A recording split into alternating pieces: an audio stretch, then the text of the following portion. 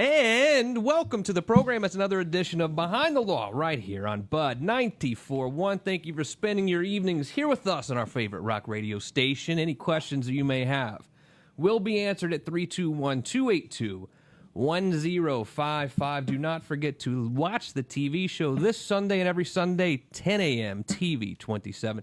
And you can join us every single weeknight about 4 o'clock p.m. Follow at Behind the Law Radio on Instagram, Facebook. You can watch us live right there. Ask any questions that you want as well. To my left, my good friend and co-host, Allie Mack. Hi, Allie Mack. How are you? I'm good, thank you. How was your weekend? Anything crazy happen I need to know about? Are you good? No, I'm good. I'm just trying to not get sick because my husband brought some cooties home from work, so I'm like trying to avoid him like the plague. Just today. And of course, I'm sitting right next to him. So, But I've been sanitizing. I've been sanitizer in a separate room. I quarantined myself, so I'm good. You I'll know still get that sick. voice directly to her left. Orlando radio legend Mick Dolan. Mick, how are you? Good. Good to see you again. Kind of tired, but What? good. Tired from what? What happened? Big USO Toys for Tots. Oh, benefit. that's right. How'd that go? All day, all night. I saw you out there. Good times? Yes. Raised a lot of money? Absolutely. Got a lot of toys? A lot of toys. And behind the scenes answering your questions is the beautiful Brianna. Hi, Brianna. How are you? She waved hello. I know you can't hear her, but she gave you a big hello. So, A big woman of few words. big news over the weekend, of course, and rest in peace to President George H.W.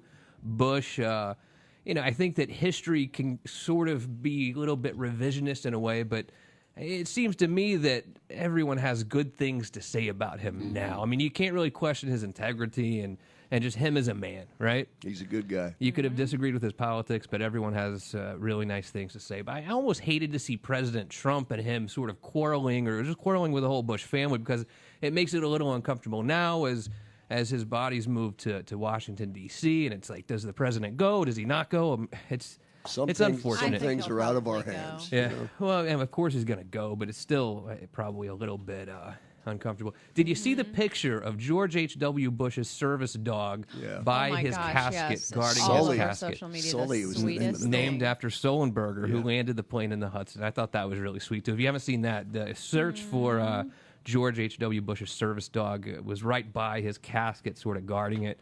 That was great to see as well. As opposed to going through a bunch of other news, we have a very special guest today. Normally, I'd rap on for the next 20 minutes probably about mindless stuff, but we have a guest today who's near and dear to many of your hearts. And Dr. Joel Hunter, you're one of these guests that I feel in a lot of ways like I can't do you justice. I don't think my interview skills are good enough to really do justice to Oh, now you got me scared. to what You got me really scared. This is too high a bar for me to reach. to what a great man that you are. But first of all, welcome to the program, and thank you for coming in. Great to be here. So let me just read you one quote before we get into everything that you've done, all right?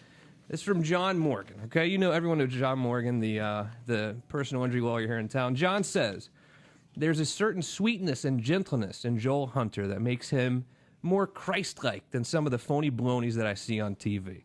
I just believe that there's people that talk the talk and there's people that walk the walk, and Joel Hunter is the latter to me. Obviously, we believe in his mission, but it's as important to me to believe in the missionary." And that's what John said. Is I think he donated about $1 million to your new cause, which we're going to get into a lot. But first, we'd be remiss if we didn't talk about your 32 years as the pastor of Northland Church. Yeah. What was that like? It was great. Becky and I were leading a very large United Methodist church in Indiana at the time, probably the second largest United Methodist church in Indiana. And I got this sense that God had something else for me, and so I went away for a time of prayer and fasting. And through a number of circumstances, I got acquainted with this little, walking wounded group meeting in a roller skating rink, old dilapidated roller skating rink in Longwood, Florida. And I just felt like God wanted me to go there instead of, being the big shot United Methodist pastor. And so I just came down, and Becky and I just loved on people. And over the last 32 years, we've just made the dearest friends, and I've married and buried and baptized just being a pastor is holy ground. You get invited into the most life-changing moments of people's lives, whether it be in a hospital room or at a wedding chapel, and so it's just been an honor to love and serve these people. But your friends 32 years ago numbered about 200. Yeah. And then by the time by the time that you moved on to these other ventures, it was closer to 20,000. Yeah. Weekly members and attendees at Northland Church. Incredible. Yeah. I think I said to you before that we went on the air, I've kind of lived this Forrest Gump life where your picture is inserted into real history. And Becky and I a lot of times wake up going, how in the world did we get here? I mean, it's just, whether it be, in Windsor Castle or in D.C. with the presidents that I've served, it's just one of those things where you never seek it. It just happens through relationships. It comes to you. Yeah, it does. Yeah.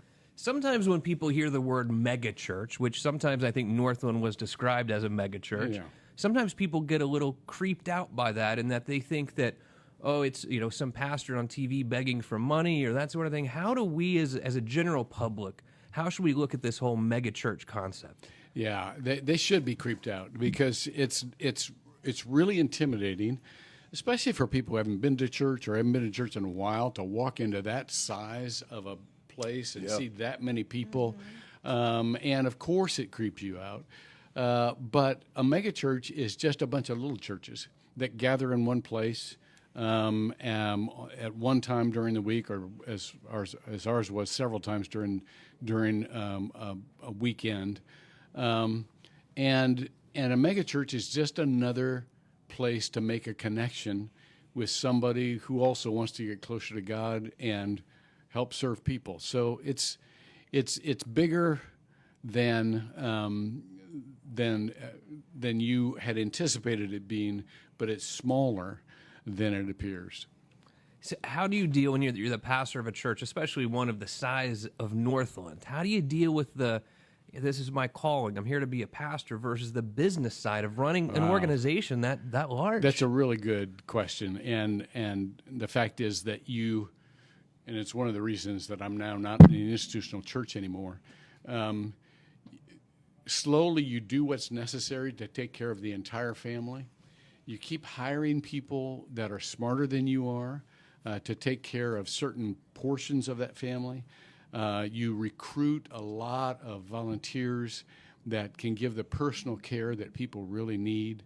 But I got to be honest with you, over almost 50 years of serving in the local church, I found myself not having the liberty to have the kind of conversations or spend the kind of time that I really wanted to with people on a personal level. And that it's almost unacceptable. Right. It gets to a point where you go, this looks like a big deal, but unless I can spend a half an hour with somebody who's dying of cancer, it's not that big a deal. Yeah. Right. Yeah.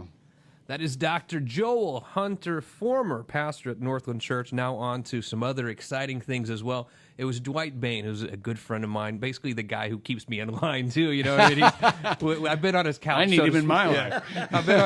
I've been on his couch many times, but he's someone I really, really look up to. And he was just raves about you all the time and said, you have to have Dr. Hunter on the show.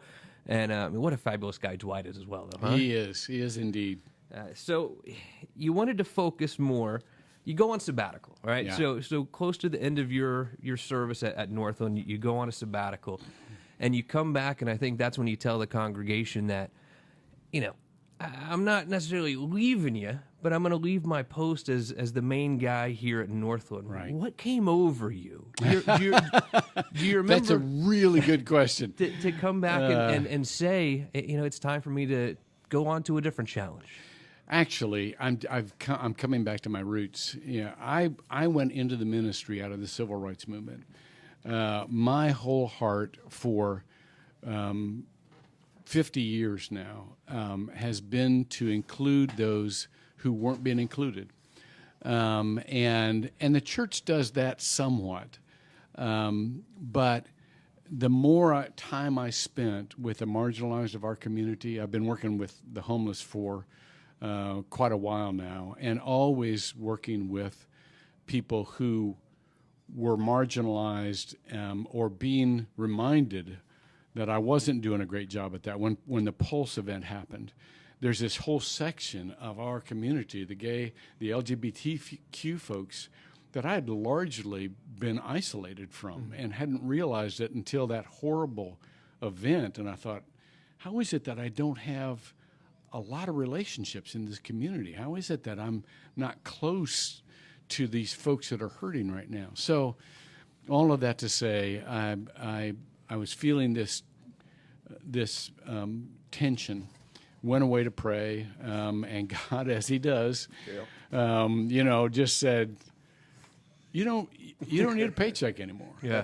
Why are you just banging your head against the institutional doors?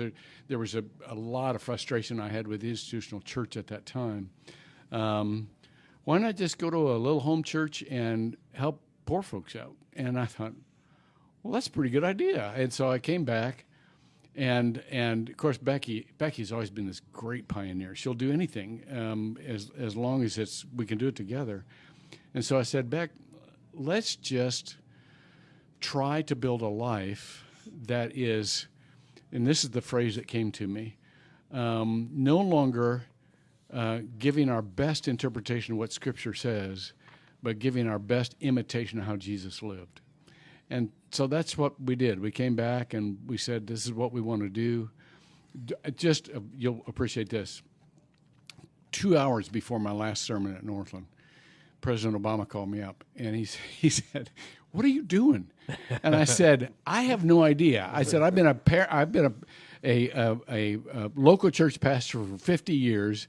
You were a community organizer. What am I doing? That's what I want to do. I want to organize the people of faith to serve the poor of our community." And so we had a good laugh, and he gave me some pointers, and I've been finding my way since. I mean, it leads me to a question that I've asked Dwight Bain as well, who's always kind of been my spiritual advisor in a way. Also, it's how do you stay conservative and godly and all these things when, quite frankly, as Bob Dylan once said, the times they are a changing. Yeah, they exactly. are changing. I mean, it seems to me that if someone would really have hatred towards gays or lesbians or for wanting to get married, okay, maybe something in a book a long time ago did say that, but it seems to me to be godly. You'd have to understand that times are a changing. Yeah, well, it's easier for guys that are your generation, my son's generation, Justin. It'll be easier for you. Old guys like myself have had over the years a hardening of the categories. We think of everybody in a category, and so what I learned to do in my more recent years is drop the categories. They're people, and I'm here to love and serve people, and I still read Scripture, trying to read it for what it says, but as I look at the life of Jesus, he had no exclusions, no categories that he was willing to relegate people to, no second class, no nothing, except just loving and serving everybody that came across his path. So, and life's a lot simpler when you do that. Okay, good deal. And yeah, we think we have a lot of questions as well about what it's like to be friends and a spiritual advisor to presidents, and specifically President Obama. And let's ask Dr. Joel Hunter about that right on the other side of this break. It's Behind the Law, Bud 94.1. Off to a good start.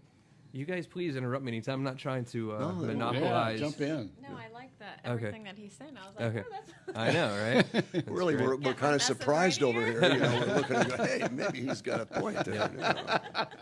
We're taking it all in. And Justin spiritual Justin advice. knows that we're only half kidding. So, Yeah. All right. So we're just going to, the show is being recorded to play later, so we'll just take a quick break here. Great.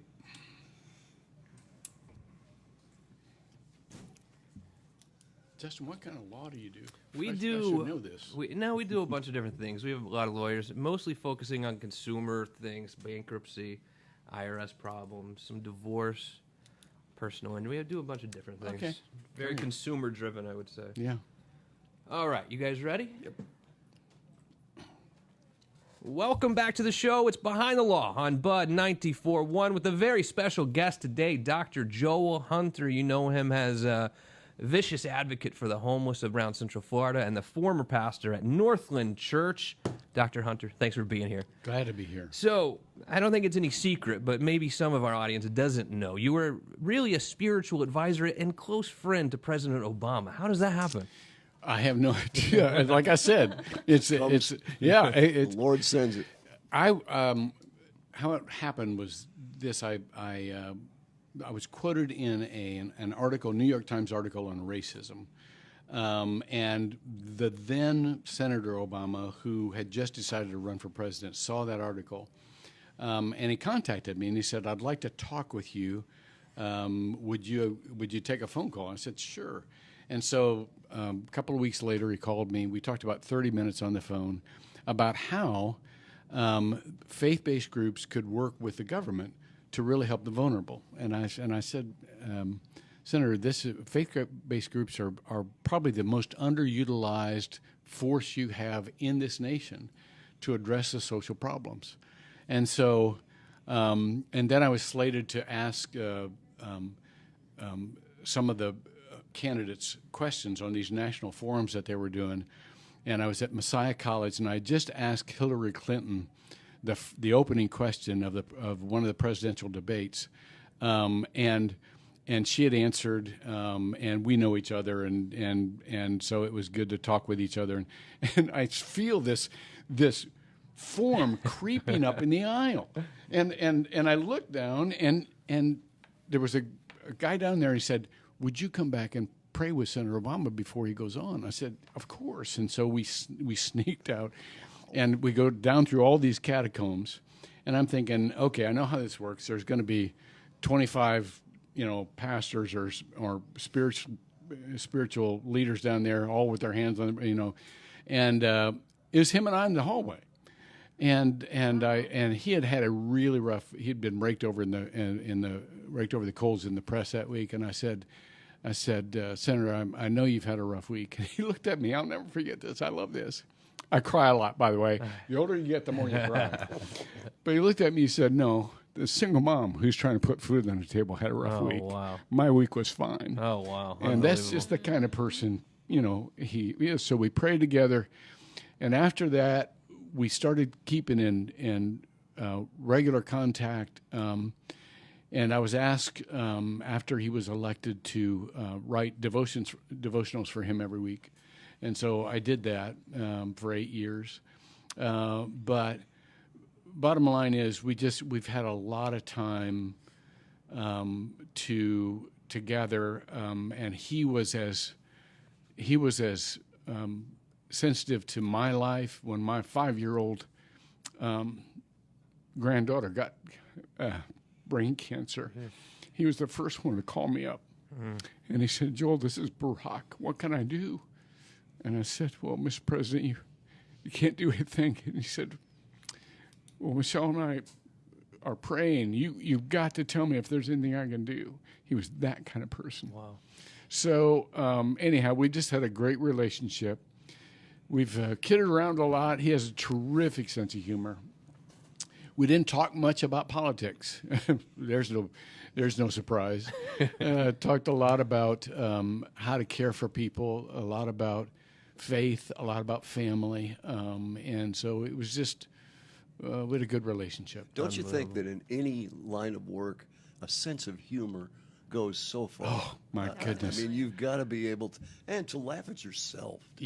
Yeah. Not just, jokes, but laugh at yourself. I don't see how people can last in any job with any pressure without humor. Yeah.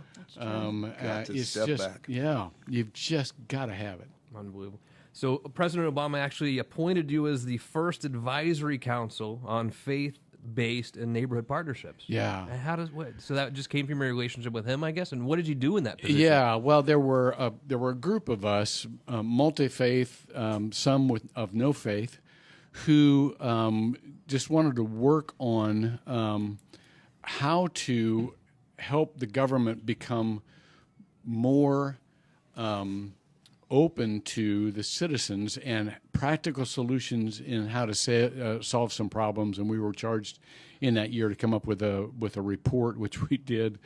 I'm still remembering that when we presented it to him, but it was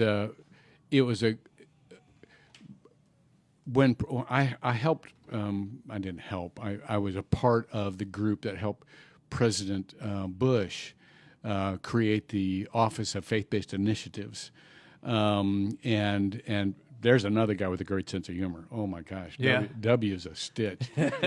but in President Bush's administration, there was just one office. In President Obama's administration, there was a faith-based office in every major agency in government. And so we needed to come up with a report. We did that. He called us into the Roosevelt Room, which is right off of the Oval Office, and I was sitting right beside him. He said, "So where's the report?" 15 reports come flying at him, 15 of our booklets, And I said, Mr. President, you can't have too many of those. I want you to read every one of those, and he would laugh. But it was basically how to pay better attention to other groups of people who are really trying to help. Try And to now- pull them all together. Yeah. Yeah. And when you're out there helping presidents and praying with presidents, is there a faction of your congregation back at Northland at the time who steps away or they dislike you because you're supporting Oh, my this guy gosh. or that guy? When I said the benediction at the Democratic National Convention in Denver, and before I said that prayer, I was conservative Republican, like card carrying. Yeah. And so all of these major leaders, major national evangelical leaders got wind of this. One of them said, "You can't do this." And I said, "What do you mean I can't do this?" And this person said, "I want you to talk to Billy Graham before you do this." I said, "All right." So I got on the phone with Billy Graham. This is classic. This is classic Billy. And I said, "Bill, I've been asked to say the prayer, the benediction at the Democratic National Convention, and it's causing quite a stir. What should I do?" And Billy Graham said, "Well, you're a pastor, aren't you?" And I said, "Yeah." And he said, "Well, when people ask a pastor to pray, they pray." Do it. Yeah, That was it. exactly. That's Do beautiful. it. That was it. I thought you were going to say something totally different. I thought you were going to tell Just- you your career's over. I mean, that's what pastors do. Exactly. But in Better response to that, and in response to your question, Justin, probably 10% of my congregation walked out. Wow.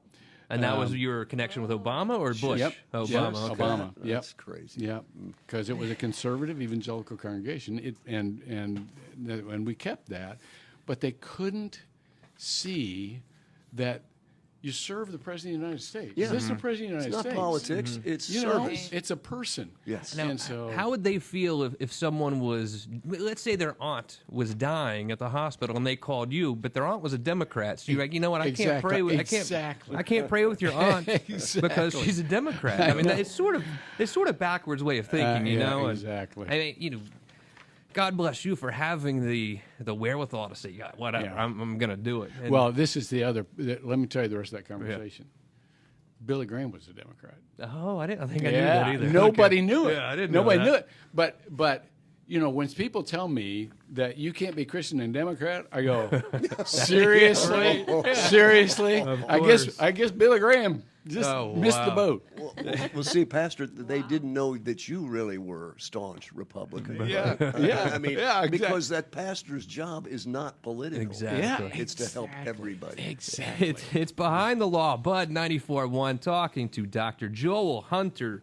Let me ask you this question. This is a tough one, and it's something that has been a tough one for me for a long, long time because I have tons of different kind of friends. If you walk through my office right now, you're going to see the Jewish attorney next door. You're going to see my office manager who's Muslim. You're going to it. see the Catholic I down love the it. street. We sometimes go break bread together. We might go have dinner hope tonight. so. Who knows, Good. you know? So I'm sitting at the table with the Catholic, the Jewish guy, and the Muslim, and at some point, you look around and say, someone's just dead wrong. I mean, how do we really? I mean, how can we all kind of be right? You know what I mean, Dr. Hunter? Yeah, I do. And the answer to that question is that we're all pursuing a closer relationship with God, or at least pursuing to be of some help in this world, as much as we've been given. The great thing about us all doing, and I have the same group of friends that you do. I mean, not the same people, but the same, all the same. I need the education and the kind of character formation that comes from being around people who think differently than I do.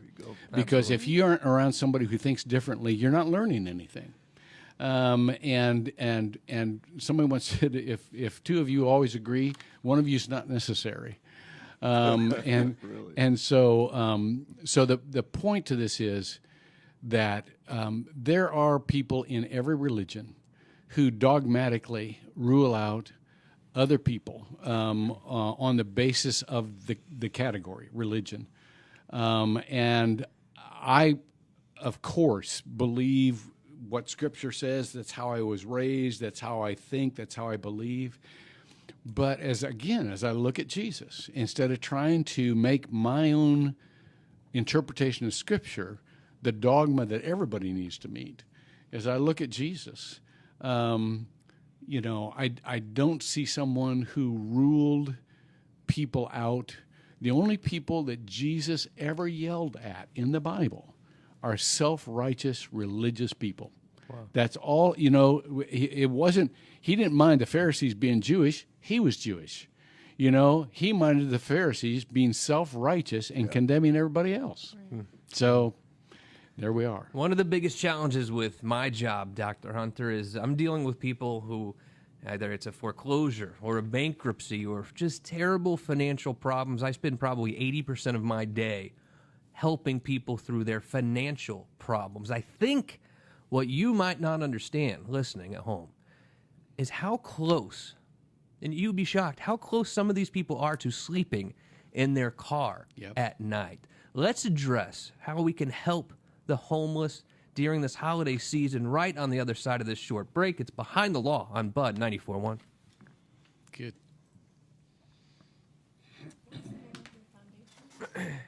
Community Resource Network. We need to be talking about that. Great. Definitely. Yeah, that's what I kind of saved the whole half hour for.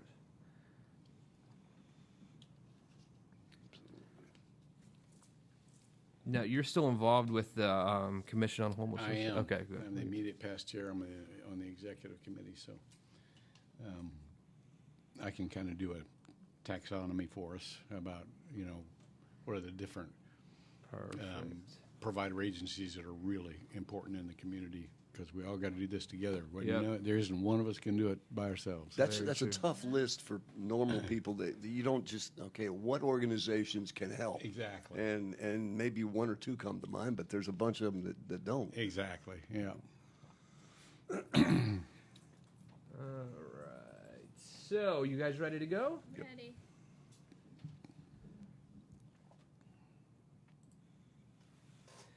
And welcome back to the program. Another half hour ahead of Behind the Law, Bud 94.1. My name is Justin Clark. To my left, my good friend and co-host, Allie Mack. Hi, Allie Mack. How are you? I'm good, thank you. You can ask questions anytime. I feel like I'm hijacking the program. Well, it's great information. Okay. I feel like he's being so thorough that I'd rather listen. Okay.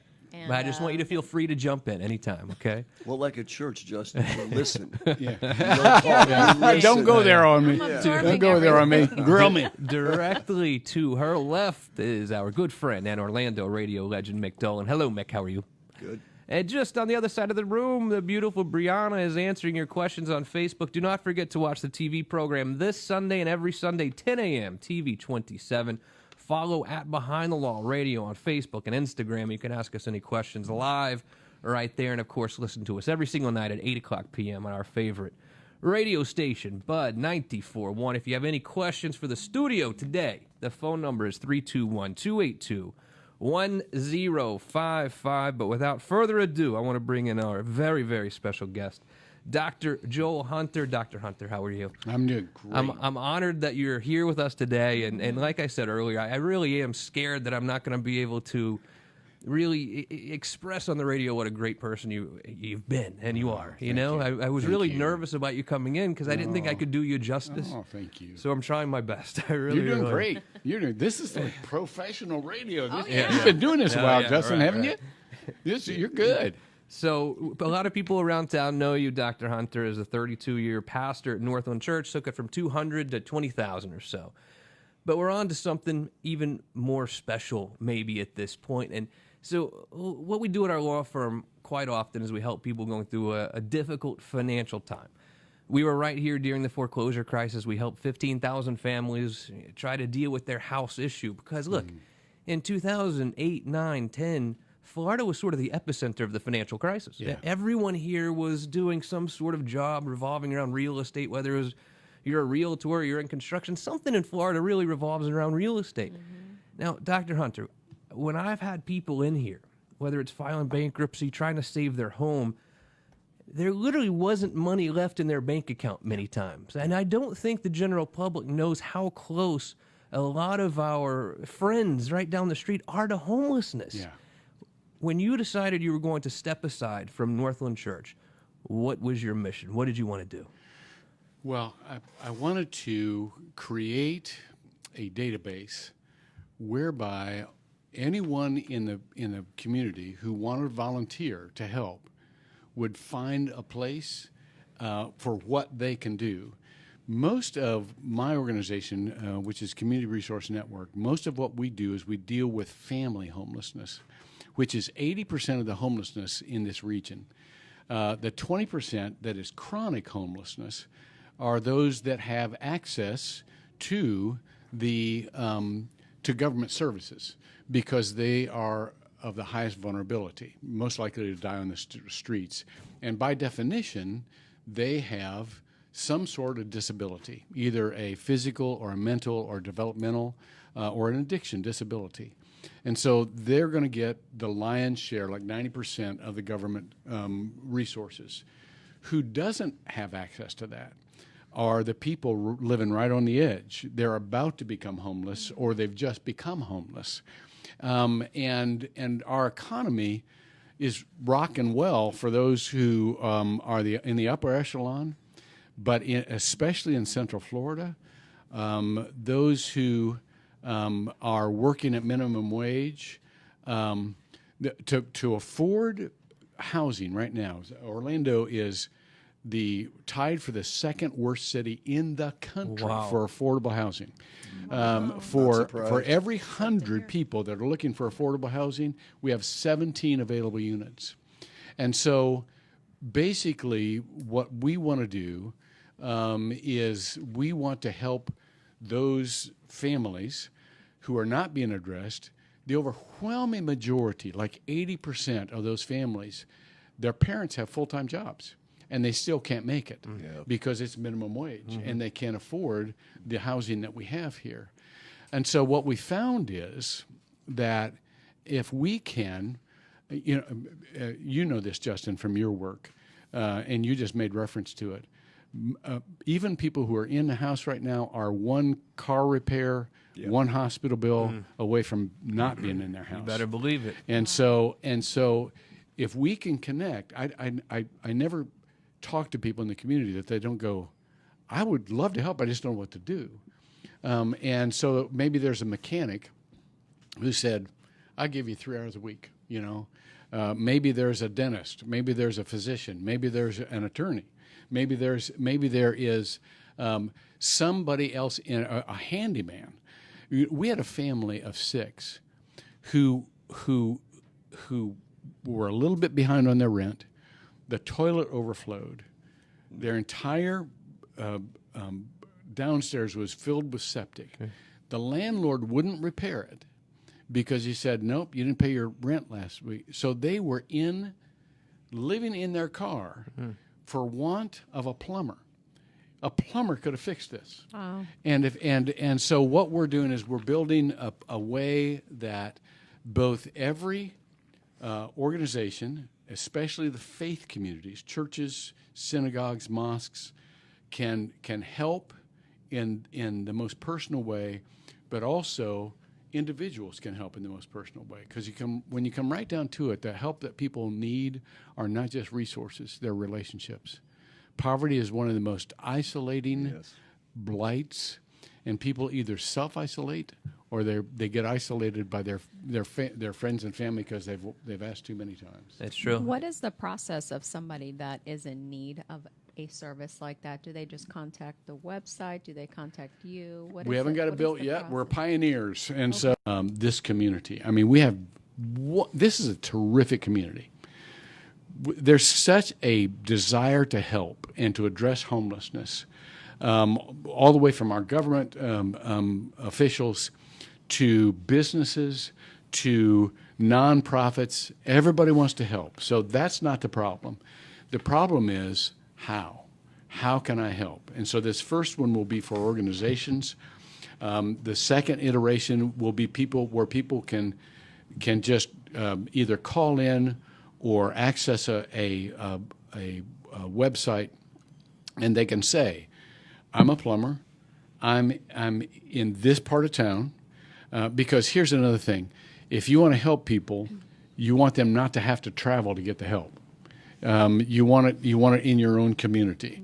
Right. Most times when you walk into a helping agency right now, they'll go, "Well, you can get help, but it's across town." Well, half of these folks don't have cars. So anyhow, I'm located in this part of town. I could donate my services 1 to 3 on Thursdays every other week, and then the algorithms of the program match up when people say, when this lady would call up and say, "My toilet overflowed. We can't afford a plumber. Can you help us?" And those two would be immediately connected. Beautiful. I mean, what I see a lot of times, guys, is people will come in my office and they said, "Hey, I slept in my car last night." And I'll say, "Are you homeless?" They say, No, I'm not homeless. I've just been sleeping in my car the last couple of weeks because we didn't have anywhere to go. That's homeless. Well, that's homeless. But they don't, they don't think that they're homeless, and then maybe I think because of the stigma of homelessness, it's like, oh no, right. I'm not homeless. Yeah. That's terrible. But it's true. I see it all the time, and I think a lot of us are a lot closer than we think. So I mean, I think if we do have the inclination to lend a helping hand, especially this time of year, during the holidays when we're all spending time with families, we have people worried about where they're going to sleep at night, whether they're going to be able to afford the extended stay for the long weekend or whatever. It's really sad. And I tell you, Dr. Hunter, by all means, you sign up my law firm for the Community Resource Network as soon as we're able, and I would love to help in any way we possibly can. We appreciate it. You've done a lot of other work for the homeless around here as well. I know you were immediate pastor, if I'm not mistaken, of the Central Florida Commission on Homelessness. Yes. What is that? The Commission on Homelessness is the gathering of some of the main community leaders. It has the mayors, Mayor Dyer, Mayor Demings will be on it, all of Orange, Osceola, and Seminole counties. And so the commissioners of Seminole County, the commissioners of Osceola County, the mayor of Sanford, and so on and so forth. So we have the government officials. We have some of the largest for-profit businesses. We have the Disney and the Florida Hospital, that's a not-for-profit. The Disney and the Magic and other huge law firms and other kinds of businesses, and then we have the not-for-profits, the Florida hospitals and the Florida Blues and we have the faith-based organizations like the Salvation Army and the Rescue Outreach Mission and all of that kind of stuff, and all of the faith communities. So we are the gathering point and the coordinating point for all of those agencies of the community to come together and give a community response instead of just an institutional organizational response. At one point in time, you said you wanted to focus on those who were the unincluded in the kingdom. Yeah. What did you mean by that? Well, we don't. There are invisible communities that you just don't see because either they have isolated themselves. For example, we work with people with disabilities. That's largely an invisible community to many of us because they self-isolate. They don't want to bother people. They don't want to be a burden, and so we want to make sure that they have what they need, especially in terms of housing. Those are fairly easy to get funded, but there are others who have been marginalized because of their sexual orientation. 40% of the homeless youths this is a national average, and it holds true in our own region as well. 40% of the homeless youth are LGBTQ kids, most of whom have been kicked out of their own house because of their sexual orientation. Unbelievable.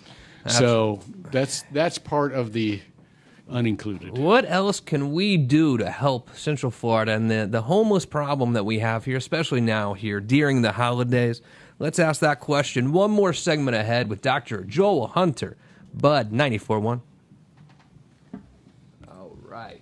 How long have you been doing this? Not that long, really. We've been doing it every He's a day natural. for 6 He months. really is. No. No, you are. You are. Been on radio for 7 years. Yeah, once a week. But this is the first time we've done like a daily show. Yeah, but That's incredible. It's a different. No, it is, Allie. It's different. Once a week is different than every day. every day. We'd be really good if I didn't have thousands of clients to tend to in the Yeah. morning. Yeah, it's this pesky thing. Yeah, this whole we job actually have deal. a practice here. Gets in the way sometimes. Oh man. All right, what? anything specific Yeah. that your church is doing? Yeah, during events last coming up. month Anything we really need to hit on? you wanna promote? Initiatives. No, I don't programs. have a church.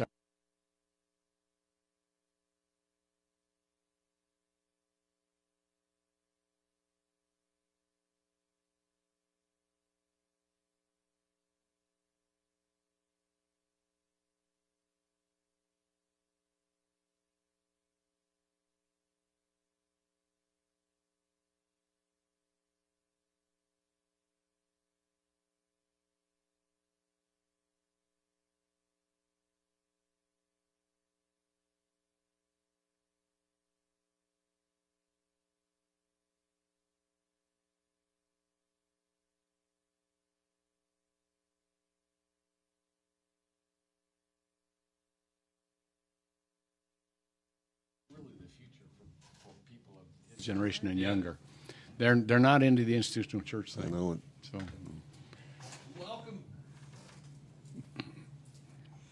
Welcome back to the program. One more segment ahead of Behind the Law, Bud 94.1. My name is Justin Clark. We've got Allie Mack here, Mick Dolan, the beautiful Brianna as well. Any questions that you have will be answered at 321-282-1055. But the real star of the show today is our good friend and all-around fantastic guy, Dr. Joel star Hunter. of the show. He You does need it. to get out more, Justin. Don't call him a star. You did 32 years at Northland Church. You took it from 200 people to 20,000 people. But then something came over you one day. You're on sabbatical. I would call it a vacation, I guess. But Yeah, exactly. Yeah, but you came back and you said, "Look, I just feel like I have a calling to do something else." Yeah. Right. And was that a tough decision to make, knowing you would probably be disappointing some of the people that have been at church with you for a long time? It was that was the only tough part about it is I miss my church family. For 32 years, you marry and you bury and you baptize and you fall in love with people, and I miss them, and I miss them badly. But when you know that this is an idea from God, and that's what I felt like it was a call from God, then you don't question it. You just go it and you do what you need to do to fulfill it, and you are fulfilled by it. I feel Becky and I are having so much fun because we're at heart we're pioneers. We love to do new stuff, and so this has been a wonderful year and a half. I think it's been of not knowing what we're doing, but knowing that if we just do the next right thing, it'll all come out in the wash. And I have a note here. Everyone knows Dr. Joel Hunter, right? President Obama knows you. Everyone here knows you. But there's a lovely lady right to your right or left side every day named Becky. Yeah. How has she been instrumental in this whole fellowship that you've been doing all these years? You know, somebody once said, whenever you see a successful man, behind him will be a surprised woman. But Becky's my very best friend. She has been for 46 years. I'm hoping I get that right. But she is.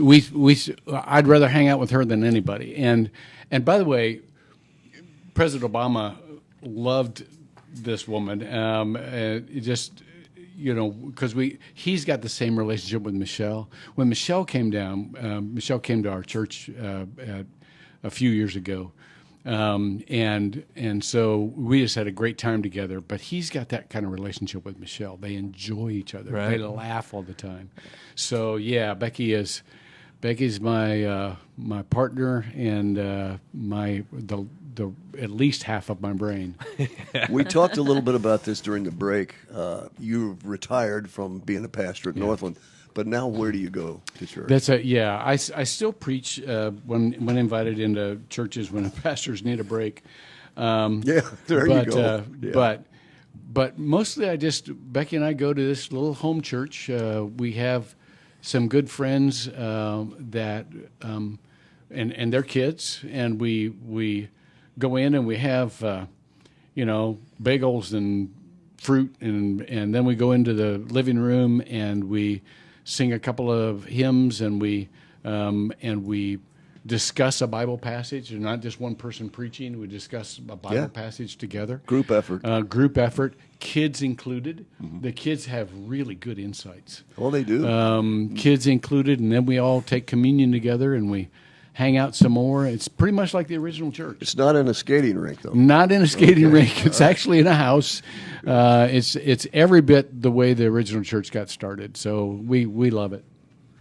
So one of the things I do at night normally is I say my little prayer, and it always kind of ends with, please watch over Pilar, my wife, and my two daughters, Sophia, Mila, my mom, and my brothers, because you just can't imagine anything bad happening to someone in that immediate direct family, and without getting into it too much, you've dealt with tragedy. You talked about it earlier. Yeah. When something like that happens to your immediate family, I mean, how do you deal with tragedy? Yeah.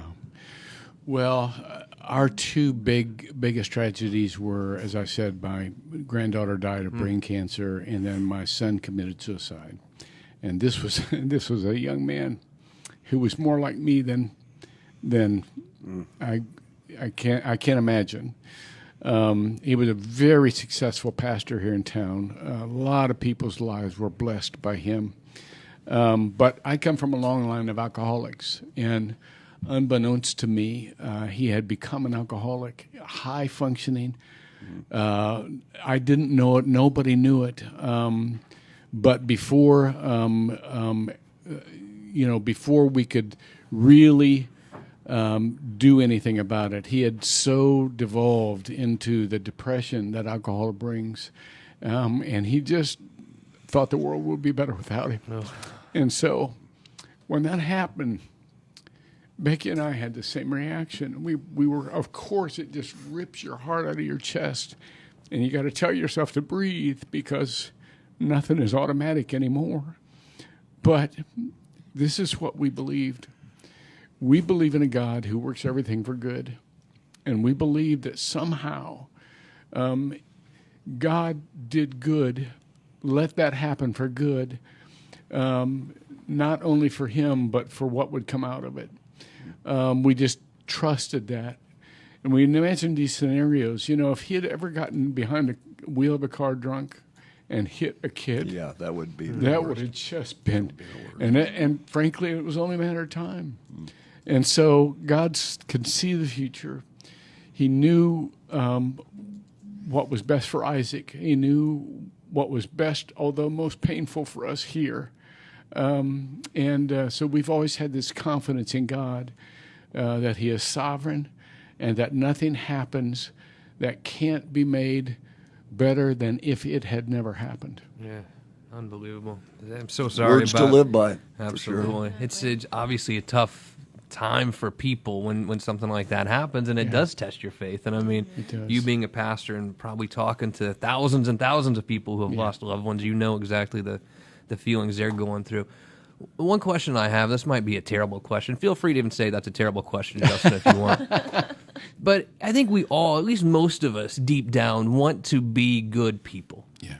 I mean, most people that I deal with, I can tell they want to be good people, but how do we really know if we're a good person or not? Is there a way to know? Well, I think there is, and it's really simple. It's, first of all, here's what not to do. Don't judge your life by anybody else's. Nobody has the calling you do. And so don't look at somebody who's really, phenomenal, one of CNN's, heroes or whatever, and say, what chance have I got? Basically, we can't compare ourselves to you, because If- that's well, what we're no, seeing I- right now. Because If only you do. But so everybody is knit together in their mother's womb, fearfully and wonderfully made. Everybody has a purpose that only they can accomplish, or they wouldn't still be here. The Lord would have taken you home. So you have a purpose within the relationships you have, and here's the key: just love and serve people like they are. Do the next right thing, and you are becoming a good person. Good and bad are relative. By the way, cut yourself some slack when you screw up. okay, Really, we're saved by grace. Grace is God's unmerited favor. That's what it no that's matter what it what. is. No matter so what. so absolutely cut yourself some slack. All of us are going to mess up, and if God still loves you, you can still love yourself. So He's already passed judgment on you and said, I like you and I'm crazy about you. So just keep doing the next right thing even after you've done the last wrong thing, and you will be a good person.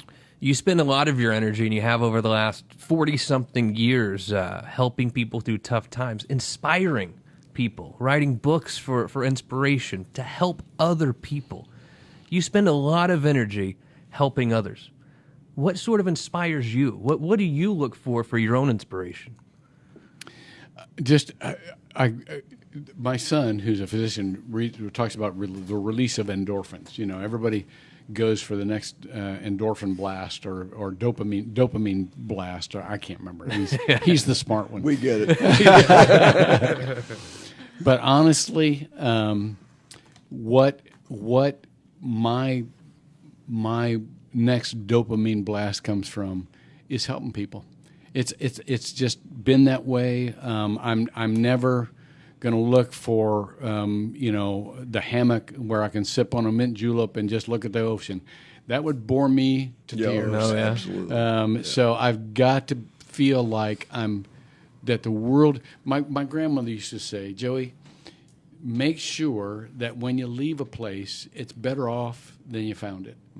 And whether that's the room you were just in or that's the world you just lived in, those are the instructions I have. Unbelievable. Dr. Joel Hunter, how can we help you? How can my audience help you? What can we do? Is there a website we can go to? Can we reach out? We really want to find a way to help you. Okay, here's a real simple way to do this. Okay. I've created a website that everybody can do the good we were talking about exactly where they are. It's called simple.help. Go to simple.help on your web browser, and every Sunday night you'll get a daily thing that you can do. They're super simple, but if you do them, you know that the world is better because you did that. You'll never have to go to bed thinking, I wonder if I did any good. I wonder if the world's getting better because of me.